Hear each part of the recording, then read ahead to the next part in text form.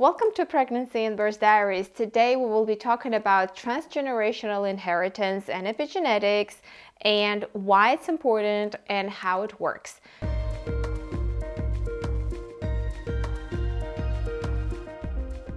Transgenerational inheritance is about passing down things like health conditions, behavior patterns, or even specific physical features to our offsprings.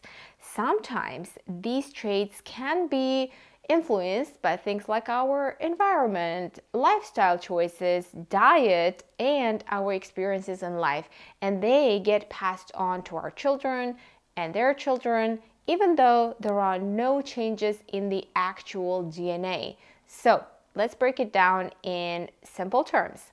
Think of your DNA as a set of instructions that tells your body how to work. These instructions are very important and are passed from parents to kids, not only from the mother, but also from the father. Now, the way these instructions are read, interpreted by our body, can change without changing the instructions themselves. It's a bit like highlighting important parts in a book without rewriting the words. So this is epigenetics. One way this happens is through a process called methylation. It's like tiny tags added to the instructions in your DNA. These tags can make certain parts of the instructions easier or harder to read. When you eat healthy, exercise, and lead a good, stress-free life, it's like taking care of these instructions. It can help these tags on your DNA stay in a healthy pattern, and when it's time for you to pass these instructions on to your kids, they might get a set of instructions that's in better shape because you took good care of them.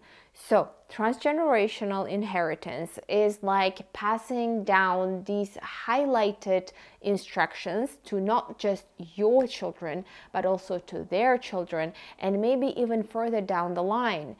In the late 90s and early 2000s, an American biologist, Randy Girdle, did studies on agouti mice and epigenetics. These studies were groundbreaking because we understood the impact of diet on these tags across generations.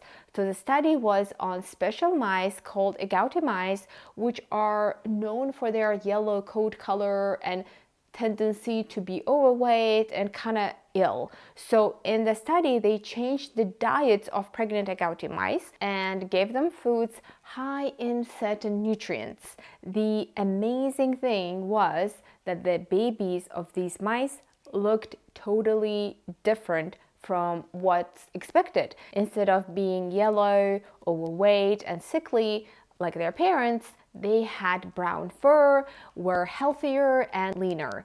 This change happened because of how certain foods changed how their genes worked.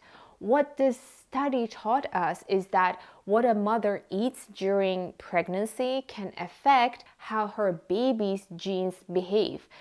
Even longer after the baby is born. It's like kind of a diet memory passed down through generations, and it shows us how important healthy eating is for the health of our future generations. So living healthy isn't just good for you now, but it also helps your kids to have healthy instruction tags, like highlights on the set of instructions they inherit from you, setting them up for a healthier start in life.